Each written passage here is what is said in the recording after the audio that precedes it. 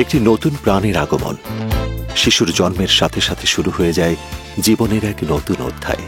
একটি নতুন সূর্যের আলোয় ভরে ওঠে পরিবার, আশপাশের মানুষ, এমনকি পুরো সমাজের হৃদয়।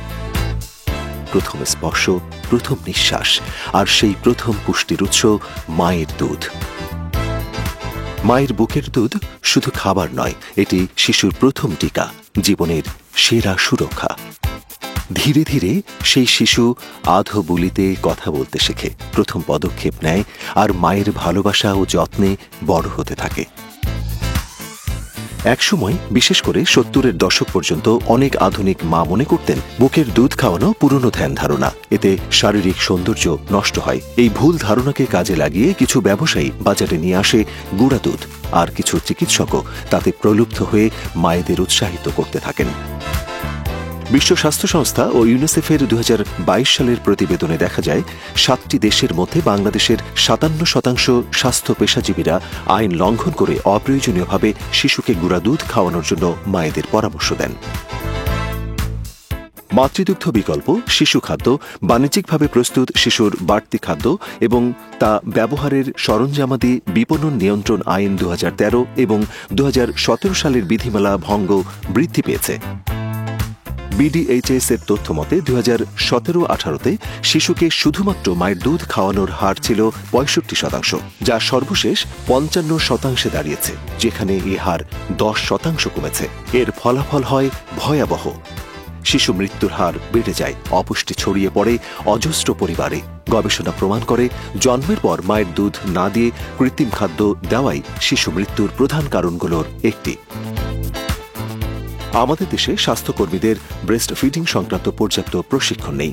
হাসপাতাল ও ক্লিনিকে ব্রেস্ট ফিডিং সহায়ক পরিবেশের ঘাটতি, হাসপাতাল ও স্বাস্থ্যকেন্দ্রে শিশুবান্ধব নীতির সঠিক বাস্তবায়নের অভাব, গবেষণা ও তথ্যভিত্তিক পরিকল্পনা, নিয়মিত জরিপ ও পর্যবেক্ষণ, অঞ্চলভিত্তিক কার্যক্রম পরিকল্পনা, সচেতনতার অভাব ও ভুল ধারণা, সংস্কৃতি ও জীবনযাত্রার পরিবর্তন। 1980 সালে বিশ্বজুড়ে সচেতন মানুষ, সংগঠন ও স্বাস্থ্য বিশেষজ্ঞরা মিলে শুরু করেন এক বৈপ্লবিক উদ্যোগ।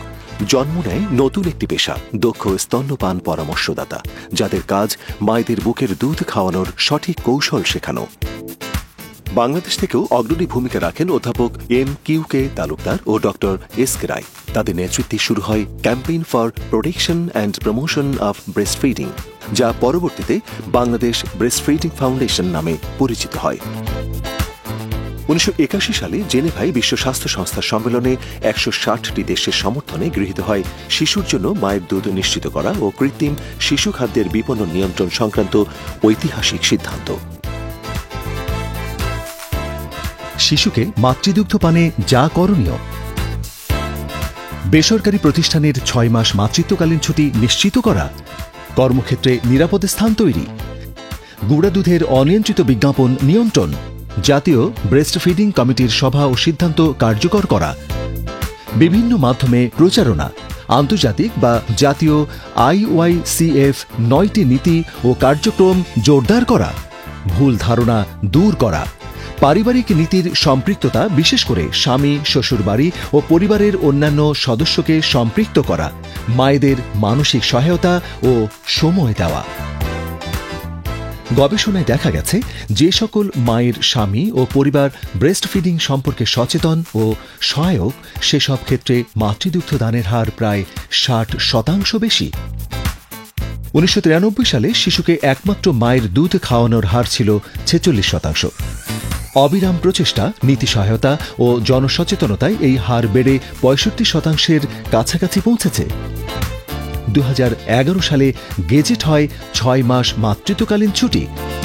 2017 সালে প্রকাশিত হয় মায়ের দুধের বিকল্প খাবার ও শিশু খাদ্য বিপণন নিয়ন্ত্রণ আইন 2013 এর বিধিমালা। এই অবদানের জন্য 2010 সালে বাংলাদেশ অর্জন করে জাতিসংঘ পুরস্কার। মাতৃদুগ্ধদান শুধুমাত্র শিশুর পুষ্টি নয়, বরং তার রোগ প্রতিরোধ ক্ষমতা গঠনের অন্যতম প্রধান ভিত্তি। মাতৃদুগ্ধ দান মায়ের স্তন ক্যান্সার, ডিম্বাশয় ক্যান্সার ও টাইপ 2 ডায়াবেটিসের ঝুঁকি কমায়। এটি দীর্ঘমেয়াদে জাতীয় অর্থনীতির ইতিবাচক প্রভাব ফেলে, চিকিৎসা খরচ কমায় এবং কর্মক্ষমতা বাড়ায়। 97টি দেশের মধ্যে WBTI-তে বাংলাদেশ প্রথম স্থান অর্জন করেছে। বাংলাদেশের এই সাফল্যের পেছনে স্বাস্থ্য ও পরিবার কল্যাণ মন্ত্রণালয়ের সমন্বিত নীতি ও কর্মপরিকল্পনা এবং মাঠ পর্যায়ে সেগুলো বাস্তবায়নের ভূমিকা উল্লেখযোগ্য। সারা বাংলাদেশে WBTI IYCF স্ট্র্যাটেজিস 15টি ইন্ডিকেটর নিয়ে পর্যালোচনা করে। বাংলাদেশ সরকার মাতৃদুগ্ধদানকে উৎসাহ প্রদান এবং তা সুপ্রতিষ্ঠিত করতে বিভিন্ন কার্যকরী পদক্ষেপ গ্রহণ করে চলেছে। সুস্পষ্ট নীতিমালা, ব্যাপক সচেতনতা এবং সহায়ক পরিবেশ একত্রে বাস্তবায়িত হলে মাতৃদুগ্ধ দানের হার উল্লেখযোগ্যভাবে বৃদ্ধি পাবে। এর ফলে শিশু মায়ের স্বাস্থ্য সুরক্ষা নিশ্চিত হবে এবং দেশের জনস্বাস্থ্যের মান আরও টেকসই ও অগ্রসর হবে।